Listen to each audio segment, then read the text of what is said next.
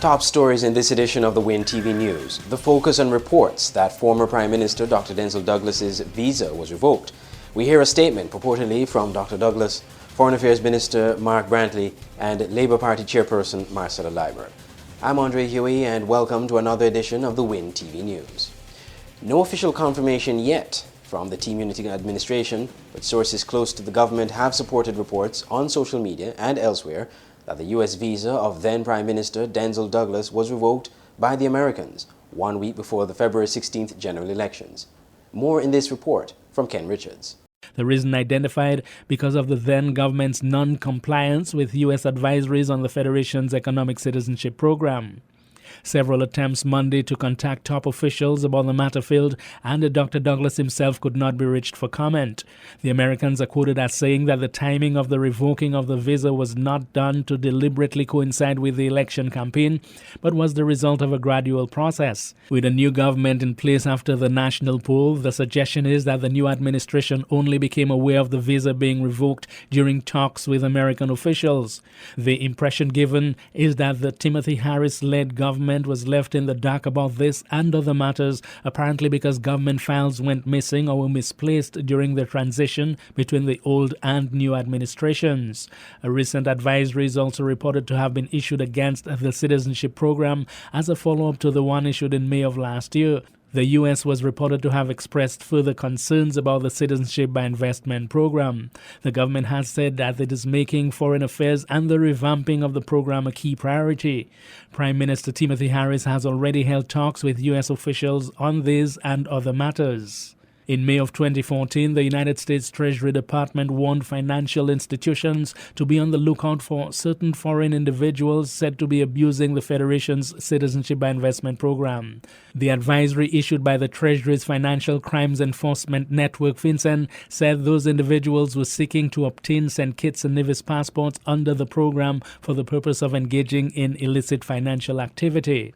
When Canadian officials announced late last year that they were revoking the visa waiver that holders of St. Kitts and Nevis passports had enjoyed, the then opposition also blamed the development on the alleged mismanagement of the economic citizenship program by the Douglas administration. Meanwhile, in a statement reported to have come from former Prime Minister Douglas, he is quoted as saying that he understands that Prime Minister Harris and Foreign Affairs Minister Mark Brantley have revoked the diplomatic passports issued to former ministers of the Labour administration. According to the statement, that's been done even though on assuming office they met in place a policy of former heads of state and government and others continuing to hold diplomatic passports. The statement says in this circumstance where a visa was issued in the diplomatic passport which has been recalled or cancelled, quote, we've been advised that we need to apply for new visas in our regular passports, end quote.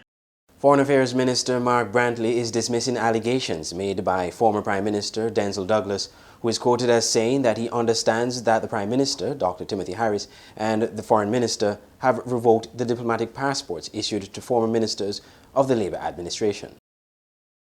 Brantley told Winn FM that there is a procedure in place relating to diplomatic passports held by former ministers of government and that the process is being followed. Well, any suggestion that I or the Prime Minister have revoked any diplomatic passport is categorically false. I want to make that very clear, that has simply not happened.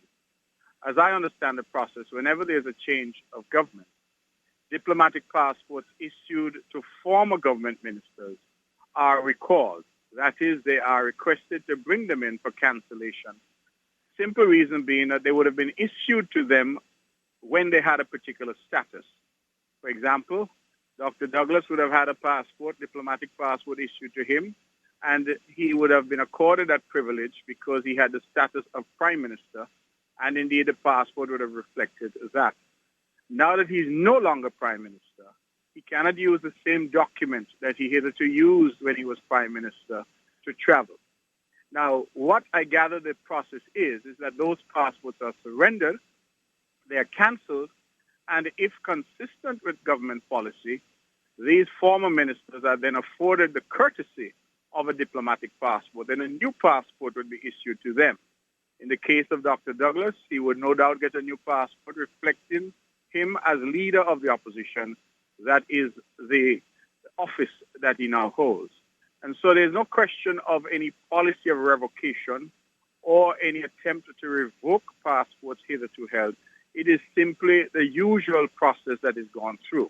Indeed, I'm advised that the majority of former ministers have already surrendered their diplomatic passports because they understand the process. Dr. Douglas, I'm advised today, up to today, has not surrendered his diplomatic passport, and I urge him to do so, and so that we can move on with the country's affairs and not make issues when indeed there are none.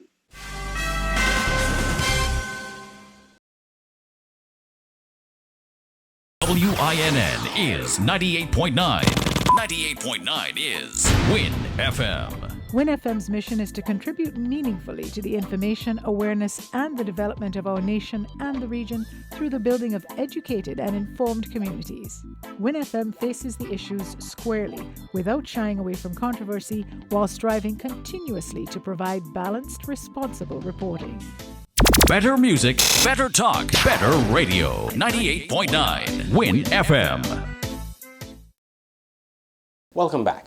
Chairperson of the St. Kitts and Nevis Labour Party, Marcella Liebert, is insisting that the new government has revoked the diplomatic passports of former ministers, contradicting a statement by the Foreign Affairs Minister. The U.S. visa in the diplomatic passports carried by all former ministers have been cancelled. So the U.S. visa for Ricky Skerritt has been cancelled. Myself, Dr. Martin, the former Attorney General, you name it, have all been cancelled. Obviously at the request of this government, since they all have been cancelled. Speaking on Freedom Radio Tuesday, SKNLP Chair Marcella Liebert said that the former ministers lost the U.S. visas that were contained in their diplomatic passports. I understand they're waiting for us to submit them.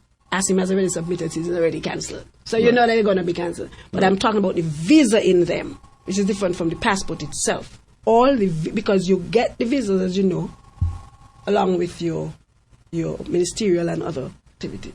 So all of the visas in those passports have been cancelled for all of us at the request of this government. She declined to comment directly on her government's decision to withdraw the diplomatic passports of Ministers Sam Conda and Dr. Timothy Harris when they crossed the floor about a year and a half ago. All I'm saying to you is, don't let anybody try to do any propaganda about Dr. Douglas. That's the point I'm making. Because mine have been cancelled. Asim's has been cancelled. Ricky's has been cancelled. Hamilton has been cancelled. You see the point I'm making? They've all been cancelled. The stories about Dr. Douglas, they've all been cancelled. Ms. Liebert dismissed reports that the U.S. government had revoked the visa of former Prime Minister Dr. Denzil Douglas the week before the February 16th general elections. I don't believe so. I think it's just propaganda. And I'm saying to you that all the visas for all of us have been cancelled. And finally, former Commissioner of Police Calvin Fahie is commenting on the recent revelations by Police Commissioner C.G. Walwyn that a female police officer, who he promoted to Assistant Superintendent, was reportedly demoted. Mr. Fahie says the procedure as listed by the Commissioner to grant this promotion was not proper. I don't really like to comment on the behavior of person in leadership, right? But it was way out of the procedure. The procedure is documented in our Constitution, and at the same time, the Constitution speaks to or of a police service commission. The only how a prime minister under our Constitution could intervene is when the appointment of the commissioner of police. The Police Service Commission recommend to the Governor General, and then before it could be confirmed, they have to consult with the Prime Minister. From the rank of inspector right up to superintendent, the Police Service Commission involve again, no gazetted officer from the assistant commissioner go right up to commissioner could promote a rank from inspector. The commissioner will promote a rank from constable to corporal, corporal to sergeant, go right up to station sergeant. But that is on the recommendation. The Governor General appoint all ranks in the force on the recommendation of the Police Service Commission. Commissioner C.G. Walwyn, while speaking on a radio program Monday, said the promotion was approved by then Prime Minister Dr. Denzil Douglas and that the new administration was aware of the promotion. However, Mr. Fahie expresses concern with the Commissioner's pronouncements. If somebody is not fully entrenched in a rank and they are acting, anytime they could be reverted as opposed to demoted. You only demoted when you breach discipline and then you're taken to, and then they could demote you.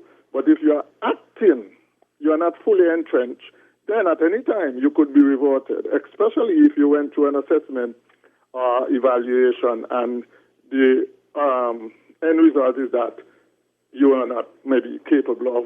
This has been the Winn TV News. I'm Andre Huey. Thank you for watching.